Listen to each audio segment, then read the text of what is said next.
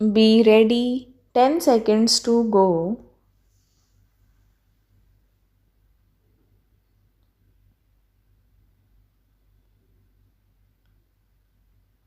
Start. This is the third meeting of the Central Advisory Board of Education since India attained her independence. It is now necessary, in the light of experience we have gained in the last 3 years, to consider carefully and dispassionately our hopes and plans for the education of free India in the coming years. It was but natural that after the attainment of freedom, we should have considered ambitious programs for the expansion of our national education. This was necessary as education is one of the most important of our nation building activities. We had also to make special efforts to wipe out the deficiency in education created by over 100 years of foreign rule. It was in this spirit that the Ministry of Education prepared a program of work for the next 10 years. It was obvious that we had to build our educational structure from its very basis and improve it both qualitatively and quantitatively. The number of our literates was and is lamentably low. Even the literacy that is imparted is not of the highest quality. In view of the demand for an all round expansion and improvement, it became necessary to fix an order of priorities so that our limited resources were not frittered away in attempting too many things simultaneously. You will remember that it was with this object in view that the Ministry of Education, with your general support, proposed that our immediate objectives should be four, namely 1. The provision of basic education on a universal, free, and compulsory basis for all our school going children. 2. The provision of adult education in order to wipe out the colossal illiteracy of our masses. 3. Improvement and expansion of technical education in order to solve the problem of manpower for industrial and technical development. And 4. The reorganization and improvement of university education from a national point of view. The post war development plan laid down that it would take 40 years to implement a scheme of basic education and cost the nation a sum of rupees 8,000 crore at the rate of about rupees 200 crore a year.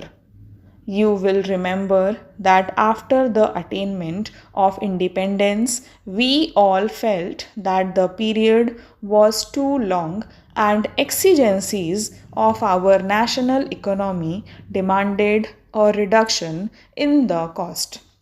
We realized that lack of finance was not the only obstacle in our way. You considered these reports last year's and generally approved of the recommendations. I agree with your views and feel that in the light of the modifications suggested, we may prepare our programs on the basis of cooperation between the state and the people so that the state may extend the necessary facilities and services on the one hand and the people on the other supplement on a voluntary basis the efforts of the state to improve our standards of technical education, the program that we had envisaged was the establishment of four higher technological institutes in addition to the strengthening of existing institutions.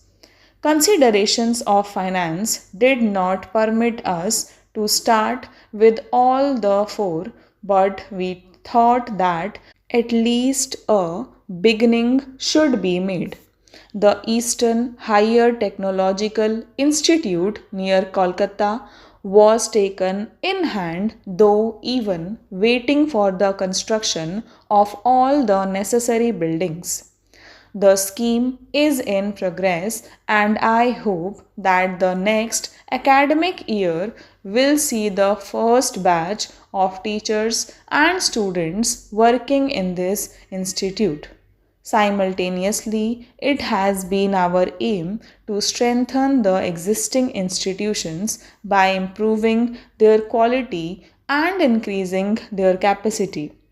In the field of university education, the Indian University Education Commission, under the chairmanship of Professor Radhakrishnan, was asked to submit its report within 9 months. You will be glad to know that it has already done so.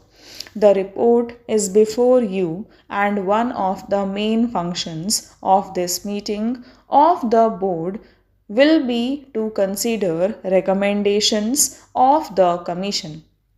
I have, even at the risk of some repetition, recapitulated these points so that we may be in a position to judge where we are.